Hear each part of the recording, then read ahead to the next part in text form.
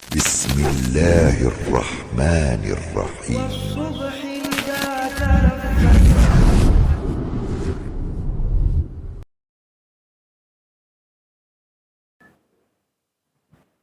Alhamdulillah, Alhamdulillahi Rabbil Alamin.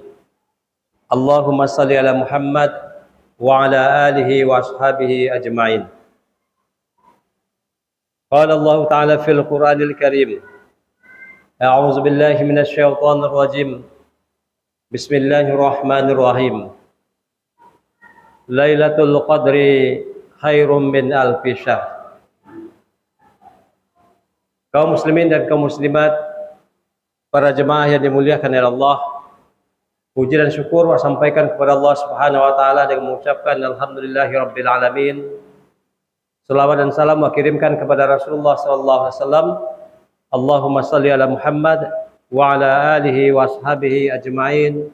Assalamu alayka ya Rasulullah. Bapak dan Ibu yang dimuliakan oleh Allah, kini awak berada pada 10 hari terakhir bulan Ramadan. Topenya kini awak berada pada malam yang ke-22. Dalam sunnahnya Nabi bahwa di akhir-akhir Ramadan, 10 hari terakhir Ramadan itu, Nabi menganjurkan kepada awak untuk meningkatkan amal-amal ibadah, untuk memperbanyak amal-amal soleh. Dan kemudian Rasulullah SAW mencontohkan salah satu hal yang dilakukan Rasulullah, beliau tidak meninggalkan masjid ketika masuk 10 terakhir Ramadan. Kalau malam yang ke-22, petang malam yang ke-21, di pagi lagi, di subuh lagi puasa yang ke-20, setelah subuh itu Rasulullah keluar dari masjidnya.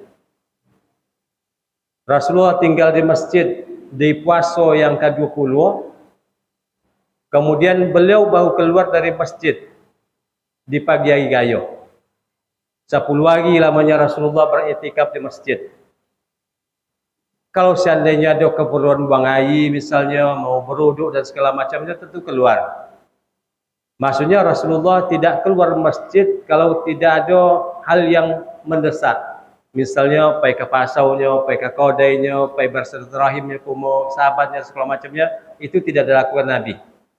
Mulai subuh hari di puasa yang ke-20 sampai di subuh hari di Idul Fitri. Bahkan Rasulullah ketika ingin menyikir oboknya, beliau buka jendela Masjid Nabawi karena dinding masjid sama dinding rumah beliau satu. Nah, ketika Rasulullah buka pintu kamarnya, maka nampak masjid, nampak isi dalam masjid. Maka ketika itu Rasulullah ingin menyikir oboknya. Sikit ada di rumah Siti Aisyah. Maka beliau buka pintu jendela masuk ke rumahnya, kemudian Rasulullah julukan kepalanya, kemudian disikir di Siti Aisyah. Artinya Rasulullah tetap berada dalam masjid. Kalau beliau keluar dari masjid, masuk ke kamarnya, kemudian Siti Aisyah menyikir obor Rasulullah. Nah, seperti itu Rasulullah mencontohkan, seperti itu sunnahnya, tidak meninggalkan masjid 10 hari terakhir Ramadan, artinya beriktikaf. Bahkan di Ramadan terakhir kehidupan Rasulullah, tidak bosan Rasulullah jam Ramadan berikutnya lah. Rasulullah 20 hari di masjidnya. 20 hari beliau iktikaf di masjid. Bapak dan Ibu yang dimuliakan Allah, ulama mengatakan iktikaf itu dilakukan Rasulullah sepanjang kehidupannya, setiap Ramadan sampai beliau meninggal. Nah, maka ulama mengatakan sesungguhnya iktikaf itu adalah sunnah yang kalau sebisa-bisanya iktikaf. Karena Rasulullah tidak pernah meninggalkannya, khusus di bulan Ramadan.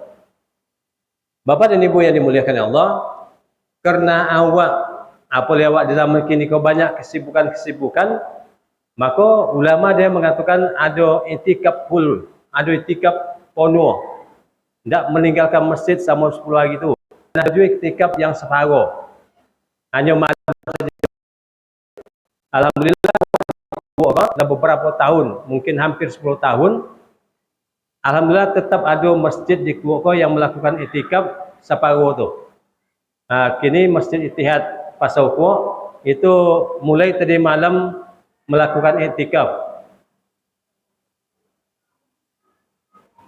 Setelah salat tarawih atau jam 10, orang mulai berdatangan ke Masjid Ittihad sampai nanti subuh. Setelah subuh mereka pulang. Jadi itikafnya hanya malam-malam hari aja. Karena mereka punya kesibukan. Dan Bapak dan Ibu yang dimuliakan Allah, itikaf di Masjid Ittihad itu diikuti oleh perempuan. Hampir sama banyak jemaah laki-laki dan perempuan. Dan pada usia itu kamu tengok ada yang datang di Pulau Balai, ada yang datang di Pelompek, ada yang datang di Sepandan. Hampir bersama banyaknya dengan laki-laki. Kemudian kalau di Ittihad itu sahur di situ. Kemudian salat subuh. Nanti ada tahajudnya dari jam 2.30 atau menjelang jam 3 bangun salat tahajud berjemaah. Kemudian imamnya spesial imamnya. Jauh hari lah dicatat imamnya. Imamnya orang yang hafal sekian juz Al-Quran, bahkan ada yang hafal 30 juz. Ada yang datang dari Bangkinang, ada yang di Kuok sendiri. Dan solat tahajud dalam itikaf itu membaca ayat yang dibaca 1 juz dalam 1 malam. Berarti 10 malam 10 juz. Membaca ayat dalam solat tahajudnya. Nah, Bapak dan Ibu yang dimuliakan Allah. Jadi itikaf itu adalah sunnah Nabi. Kalau bisa awak itikaf di tompe awak tu ancak. Kalau seandainya awak pergi ke tompe Ittihad yang mengadakan kini, ancak aja. Kalau ada bapak-bapak ibu-ibu kesempatan mestinya beko jam 2 boleh malam dia agak lapangnya. Pergi ke jam 2 malam. Ada orang yang pakai pakaian jam 11 malam, jam 10 malam, jam 12 malam. Bahkan ada pakaian sekedar untuk solat tahajud saja. InsyaAllah orangnya ramai. Dan hidup masjid itu ada yang tidur, ada yang tak tidur. Bapak dan Ibu yang dimuliakan Allah. Kenapa melakukan itikaf di 10 hari terakhir Ramadan? Karena awak mengharapkan kalau awak beritikaf setiap malam, awak beribadah meningkatkan amal soleh setiap malam, maka awak berharap salah satu malam nanti ketika awak melaksanakan ibadah dan ketaatan itu terjadi pada malam itu, malam Lailatul Qadar, maka awak akan mendapatkan keberkahan, pahala dan rahmat yang luar biasa dari Allah Subhanahu wa taala.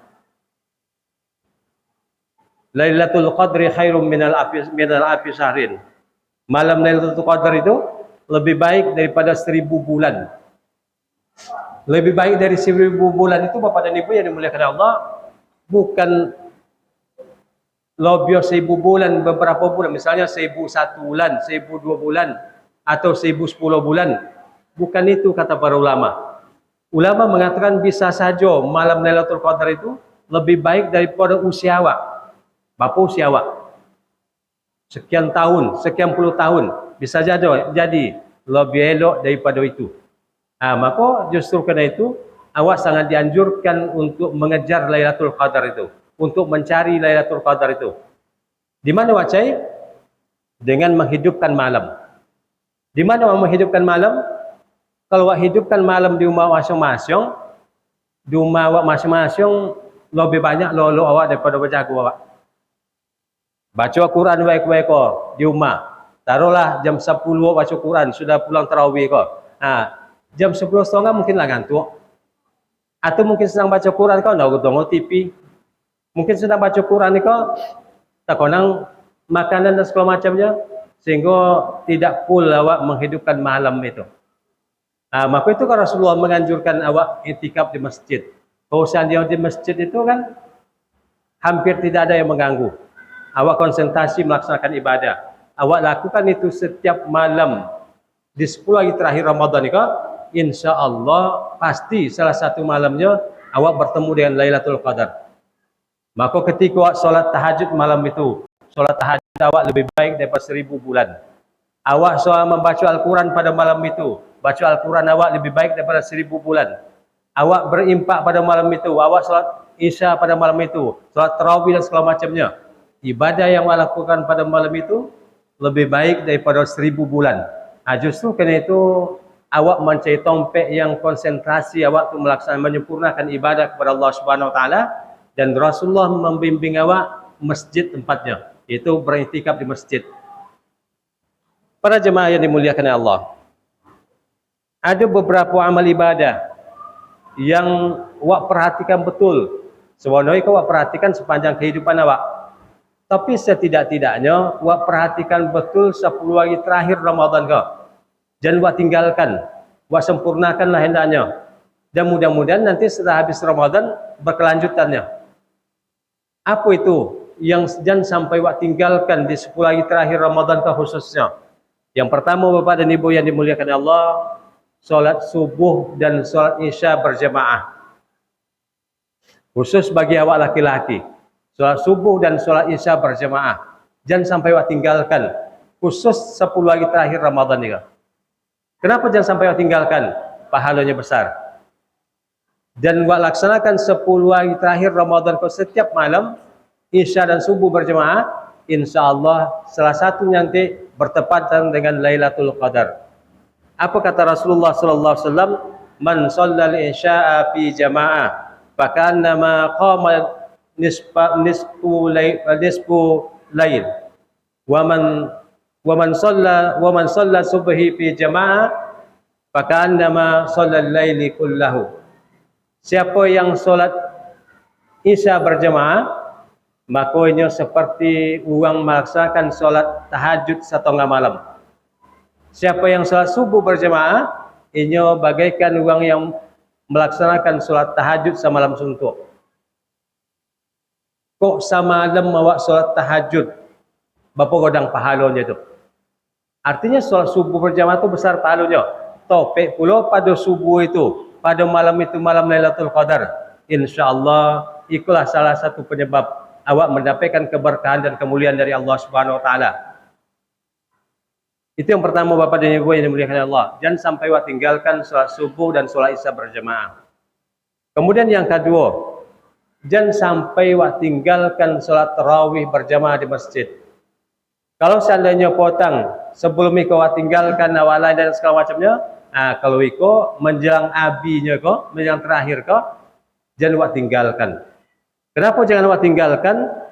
Karena Rasulullah bersabda, "Man qama ma'al imam hatta yansarifa kutiba lahu qunutul lailah." Hadis diriwayatkan oleh Imam Muslim.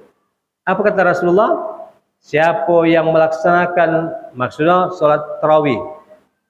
Man qama itu maksudnya salat tarawih. Karena cerita Rasulullah yang para sahabat berkaitan dengan tarawih waktu itu. Maka Nabi berkata, "Man qama ma'al imam." Siapa yang solat tarawih bersama dengan imam hatta yang syarifa, sehingga sampai imam itu selesai, kutiba lahu qunutul laila, maka dicatat untuknya pahala solat tahajud semalam suntuk, sepenuh malam. Awak tadi solat tarawih berjemaah, dari tarawih sampai witir sampai selesai, maka insya-Allah sesuai dengan janji Rasulullah, awak mendapatkan pahala solat tahajud semalam penuh. Andaikan malam kau turunnya Lailatul Qadar, alangkah mulianya awak mendapatkan solat tarawih, mendapatkan solat tahajud semalam suntuk, tapi bagaikan orang yang melakukan tahajud lebih 1000 bulan. Padahal sekali awak lakukannya, tapi pahalanya bagaikan orang melaksanakan solat tahajud melebihi daripada 1000 bulan. Kemudian Bapak dan Ibu yang dimuliakan Allah, yang ketiga, jangan sampai awak tinggalkan membaca Al-Quran setiap malam. Berapa banyak awak baca Al-Quran? Sebanyak-banyaknya. Tapi sekurang-kurangnya awak membaca Al-Quran 100 ayat. Jangan sampai kurang daripada 100 ayat. Maka di malam terakhir Ramadan ni kau, 10 hari terakhir kau, perhatikan betul bacaan ayat Al-Quran, bacaan Quran awak. Jangan sampai kurang dari 1 ayat. Kalau kurang, awak lanjutkan tarawih. Kenapa minimal 1 ayat? Karena ada hadis Rasulullah sallallahu alaihi wasallam, kata Rasulullah, "Man qara'a bi ayatin fi lailatin lahu qunutul lailah." Siapa yang membaca Al-Quran satu ayat pada suatu malam, maka dituliskan untuknya pahala seperti pahala solat tahajud sepanjang malam. Solat tahajud sepanjang malam tu dari maghrib sampai subuh. Tak akan tolak jawab dah. Membaca Al-Quran satu ayat itu, takkan Nabi mungkin setengah jam dah. Waktu setengah jam tu awak korbankan dengan membaca Al-Quran satu ayat, maka awak mendapatkan pahala tahajud semalam suntuk. Apalagi di bulan Ramadan ke, apalagi awak kini berada di malam-malam terakhir, maka awak perhatikan bono ko. Jangan lolok awak dulu. Kalau sebelum selesai satu ayat tu, kena awak mengharapkan pahala yang besar. Kalau lolok awak dulu, tak baca dia awak ugi. Apa ugi awak? Hilang pahala solat tahajud semalam suntuk. Dan lebih ugi awak leh. Yang kan tak bisa diganti kerugian awak itu. Kau sempat malam itu turunnya Lailatul Qadar. Awak luput dari membaca ayat satu ayat itu. Amal yang ringan tapi pahalanya besar. Para jemaah yang dimuliakan Allah. Beberapa hadis yang awak bacakan tadi, ada solat subuh berjamaah, ada solat tarawih dan witir bersama dengan imam, kemudian membaca Al-Quran satu ayat. Ketiga-tiganya itu pahalanya bagaikan tahajud semalam suntuk. Andaikan subuh berjamaah, nanti subuh awak membaca Al-Quran satu ayat sekurang-kurangnya malam itu. Kemudian awak tarawih tadi berjamaah sampai selesai. 3 amal yang awak lakukan di malam itu. Maka di malam itu saja awak mendapatkan 3 kali solat tahajud semalam suntuk. Malam semalamnya, tapi dalam catatan Allah, malam itu inyo 3 kali, 3 malam melaksanakan tahajud. Hari semalamnya, tapi dalam catatan Allah, awak bertahajud 3 malam, semalam suntuk. Nah, Bapak dan Saudara yang dimuliakan ya Allah. Justru karena itu, awak perhatikan amal-amal yang ringan itu, pahalanya besar, maka awak laksanakan khusus di 10 hari terakhir bulan Ramadan ini. Kemudian terakhir Bapak dan Ibu yang dimuliakan ya Allah. Jangan lupa membaca, sebenarnya banyak amalan-amalan yang ringan yang mesti awak perhatikan. Tapi karena waktu awak terbatas, awak sampaikan beberapa buah saja. Yang terakhir, jangan lupa awak setiap malam kan lolo membaca 2 ayat terakhir dari surat Al-Baqarah. Amanar rasulu bima unzila ilaihi min rabbi, sampai terakhir. 2 ayat terakhir. 2 ayat cuman. Apa kata Rasulullah dalam sebuah hadis yang sahih riwayatkan Imam Muslim? Man qara'a bil ayataini min akhiri suratil Baqarah fi lailatin kaffatahu. Siapa yang membaca 2 ayat terakhir dari surat Al-Baqarah, Amanar Rasulullah tadi itu. Siapa yang membaca 2 ayat terakhir surat Al-Baqarah di suatu malam, kaffatahu, maka itu telah cukup baginya. Cukup bagi awak 2 ayat terakhir surah Al-Baqarah itu. Apa makna cukup itu? Banyak penjelasan para ulama. Di antaranya ulama menjelaskan makna kafatahu itu, cukup itu adalah andaikan malam itu awak tak sakit, tak ponek, tak lupa, tak terlolok, dak awak bertahajud dah. Maka 2 ayat itu telah cukuplah. Awak setelah cukuplah awak bertahajud. Bisa menutupi kekurangan awak tidak bertahajud di malam itu. Nah, maka sesuatu itu jangan awak tinggalkan 2 ayat itu, 2 ayat ringan itu. Kemudian kata para ulama, 2 ayat telah cukup baginya itu maksudnya adalah Allah mencukupkan awak dari segala macam hal yang awak butuhkan di dunia dan awak butuhkan di akhirat. Wa baca 2 ayat terakhir surah Al-Baqarah itu, maka Allah cukupkan awak dengan persoalan-persoalan dunia dan persoalan-persoalan akhirat. Kemudian yang ketiga, Allah hindarkan awak dari segala macam hal-hal yang tidak awak inginkan di malam itu. Ada sesuatu yang tidak awak inginkan, sesuatu yang awak takutkan, sesuatu yang awak ingin jauhkan dari diri awak. Ternyata dengan membaca 2 ayat terakhir itu Allah menghindarkan awak dari segala macam hal yang tidak awak inginkan. Kemudian ada ulama yang mengatakan 2 ayat terakhir itu cukuplah sebagai zikir awak dan doa awak. Karena 2 ayat terakhir itu berisi tentang persoalan zikir, berisi tentang persoalan doa kepada Allah Subhanahu wa taala. Maka andaikan awak terlupa berdoa pada malam itu, andaikan terlupa berzikir pada malam itu, bukan dengan sengaja tapi terlupa, maka 2 ayat itu telah cukup sebagai penggantinya. Ya, Bapak dan Ibu yang dimuliakan Allah, andaikan ada suatu malam awak tidak berzikir, andaikan ada suatu malam awak tidak berdoa, maka tentu malam itu awak menjadi orang yang dibenci. Agar awak tidak dibenci itu, maka dengan membaca 2 ayat terakhir surah Al-Baqarah itu, awak telah cukup, telah terpenuhi syarat awak untuk menjadi orang yang dicintai oleh Allah Subhanahu wa taala. Nah, Bapak dan Ibu yang dimuliakan Allah, itulah mungkin yang bisa saya sampaikan, beberapa hadis mengenai amalan-amalan yang ringan yang insya Allah akan bisa menyebabkan Allah memberikan kemuliaan kepada awak ketika awak sempurnakan di akhir-akhir Ramadan itu. Dan kemudian awak berharap ketika awak melakukan ibadah dengan sempurna itu, awak melakukan ketaatan kepada Allah Subhanahu wa taala itu, Allah menurunkan pada waktu itu Lailatul Qadar, sehingga awak sedang beribadah, sedang menyempurnakan ketaatan kepada Allah, Lailatul Qadar turun, sehingga awak mendapatkan kemuliaan-kemuliaan yang dijanjikan Allah dan dijanjikan Rasulullah sallallahu alaihi wasallam. Bapak dan Ibu yang dimuliakan Allah, mudah-mudahan semua awak diberikan kurnia oleh Allah Subhanahu wa taala, diberikan rahmat oleh Allah Subhanahu wa taala, diberikan taufik dan hidayah oleh Allah Subhanahu wa taala. Demikian yang bisa kami sampaikan. Mohon maaf atas kekurangan. Assalamualaikum warahmatullahi wabarakatuh.